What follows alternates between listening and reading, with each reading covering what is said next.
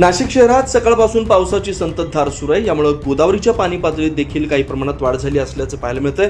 तर रिमझिम पावसानं शहरातील रस्ते देखील चिखलमय होऊन निसरडे झालेत। मुंबई आग्रा महामार्गावरील उड्डाण पुलावरून पाईपलाईन मधून खाली वाहत असलेल्या पाण्यामुळे पुलाखालून जाणारा रस्ता चिखलमय झालाय।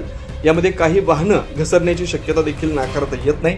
याबाबत अधिक आढावा घेतलाय आमचे प्रतिनिधी साहिल बेलसर यांनी। पाहूयात। सतत चाललेल्या पावसामुळे उड्डाण पुलाखाली पाणी बाहेर काढण्यासाठी जमिनीलगत पन्हाळी नसल्याने उड्डाण पुलाचे पाईप उघडे आहे व पावसाचे पाणी उड्डाण पुलाखाली जोरदार प्रवाहात वाहताना आपल्याला दिसून येत आहे। तसेच या उड्डाण पूलचा रस्ता नेहमीच कोरडा असतो, परंतु पुलावरून पडणाऱ्या खाली पाण्यामुळे खालून जाणाऱ्या रहदारीला देखील मोठा त्रास सहन करावा लागतो।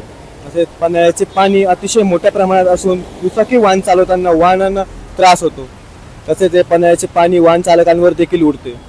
या पन्हाळीच्या पावसाच्या धबधब्यात पुलाखाली लावलेली झाडे आपण बघू शकतो।